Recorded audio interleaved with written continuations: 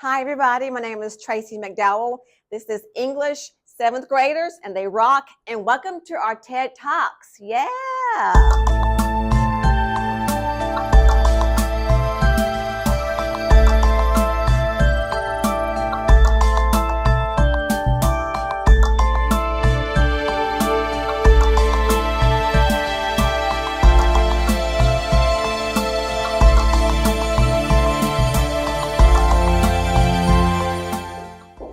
Lois Lowry's The Giver has several leitmotifs. Jonas sometimes disobeys the rules of the community. For instance, he takes an apple from a recreation center. Subsequently, Jonas has his own emotions that are not allowed in the community. Therefore, Jonas is the antagonist in The Giver, not the hero. In the novel, some look at Jonas as the hero, but he is the true villain. Jonas has trouble listening to some of the rules. For example, he kidnapped a newborn named Gabe and left the community. He also took one of his pills and threw it away. Taking pills is mandatory in the community because people can have stirrings. Therefore, Jonas is the antagonist of the story. In The Giver, Jonas is the villain of the story. Lois Lowry writes Jonas mimicked in a cruel, sarcastic voice. Page 144. Lowry's point is that with this statement, Jonas speaks like a villain. Those on the other side of the issue may say that Jonas is not the antagonist.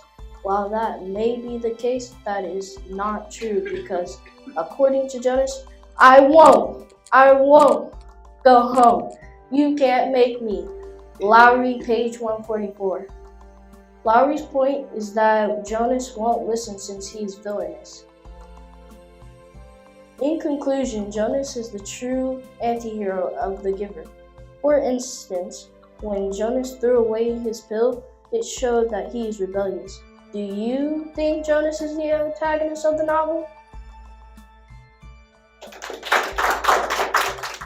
Lois Lowry's book, The Giver, has several leitmotifs. To begin with, The Giver transfers the memories of pain to Jonas. Ethically, the reader questions whether this should have been done. As a result, we can argue that The Giver caused Jonas emotional damage. The Giver is an evil character in the novel. In short, the ending of the novel The Giver can be interpreted in several ways. One interpretation is that The Giver is a good person. However, there is evidence that he is evil as well. For example, The Giver is the one who gets Jonas to rebel against the community. Another example is when The Giver lies about staying in the community. He's actually going to release himself to be with his daughter, Rosemary. The Giver is an evil person. According to the novel, I am grateful to you, Jonas, because without you, I never would have figured out a way to bring about the change. But your role is to escape, and my role is to stay. Found on page 152. The novel's point is that The Giver is lying to Jonas so he can release himself and Jonas can flee the community. Some will say that The Giver is not an evil character in the novel. This is not the case. You can read the books. You have the memories. You have access to everything. If you want to watch a release, you have simply to ask. Found on page 139. In other words, The Giver is introducing pain to Jonas that will cause him trouble later on in the novel. In conclusion, The Giver is a bad person. Furthermore, we can see that The Giver makes Jonas want to rebel against the community.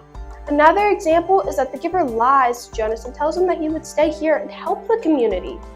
Do you think that The Giver is an evil character in the novel? Lois Lowry, The Giver, has several leitmotifs. Jonas and Gabe could be siblings in the novel. Moreover, this is because they have the same eye color, and this is rare in the community. As a result, this could be the reason why Jonas and Gabe had such a connection and escaped out of the community. Jonas and Gabe die at the end of the novel, The Giver. The ending of the novel is subjective. For example, the reader could question whether Jonas and Gabe survived or not.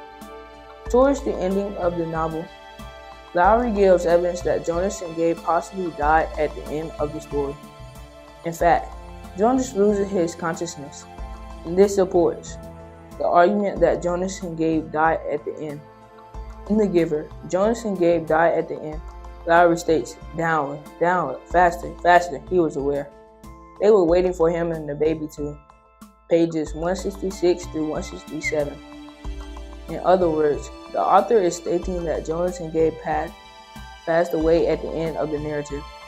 Some will argue that Jonas and Gabe did not die at the end of the novel. That point is true, but is unimportant. According to Lowry, we heard something that we knew to be music. We heard people singing. Page 166. In other words, Jonas is hearing voices, which means he probably passed away. In summation, at the end of the novel, The Giver, Jonas and Gabe died. In addition, Jonas and Gabe escape the community and go through a series of challenges. For example, they go through a snowstorm along with other trials and tribulations. Do you think Jonas and Gabe survived?